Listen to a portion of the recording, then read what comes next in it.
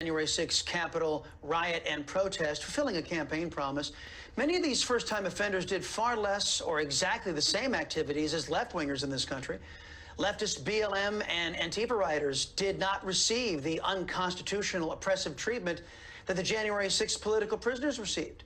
Democrat foot soldiers damaged private businesses, set fires, looted, destroyed government property, attacked police vehicles, blocked roads and highways, and yes, trespassed illegally in the U.S. Capitol and other capitals all over the country.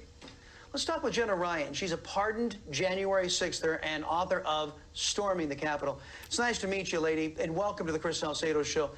What exactly did Joe Biden's government accuse you of doing?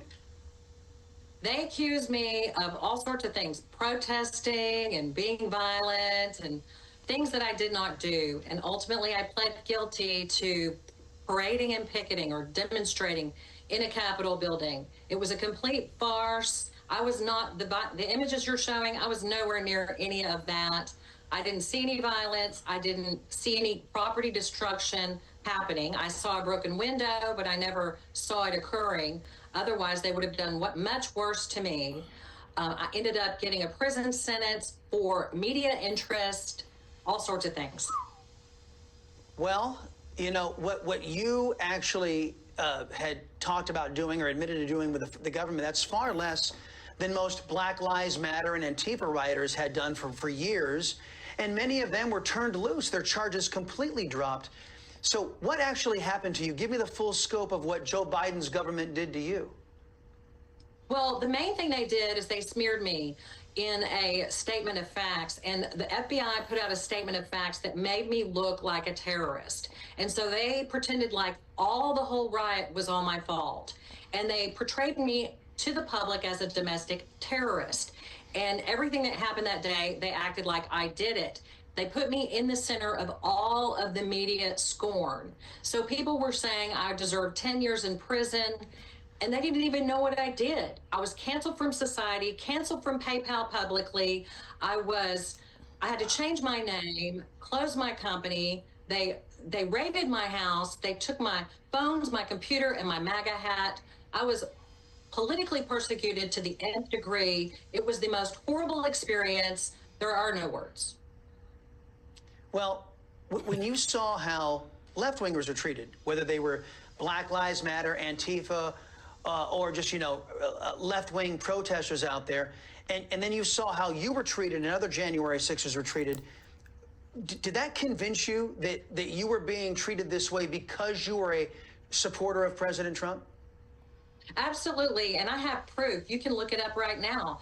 Everyone after the riot, they were called insurrectionists immediately. If you look up my name, Jenna Ryan, on Google, you will see some of the most atrocious comments and objectification of me. Insurrectionist, racist, just horrible comments. Whereas after the George Floyd riots, if you look it up, it says protester, and everything's like protester. It's a totally different world, and it's totally two-tiered, and it's not fair, and it does involve, to a great extent, the media, because the media narrative also spilled into the courts in D.C. for us. When you saw left-wing kooks invading, illegally trespassing the U.S. Capitol, the way many folks on January the 6th were accused of doing, and you found out the kid gloves at which the media and Joe Biden's government treated them for doing the same exact thing, they had illegally trespassed as well. What was your reaction when you saw that? It was complete disbelief. The whole experience was complete disbelief. And then the whole gaslighting experience was also a psychological torture, because we were made to believe that we were horrible people. And some of us may still believe it. It is a quandary. It's something it's very difficult to come out of, because you're like, you feel like a horrible person, and you really don't think of the other BLM people, because the BLM people are all out there pointing fingers at you like you're just this horrible person, like the Southern Poverty Law Center on the news saying that I'm an extremist. It's like, why are they calling me names?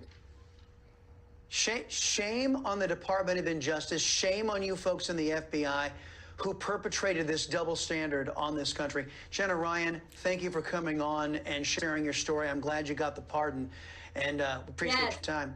Coming up, as promised, President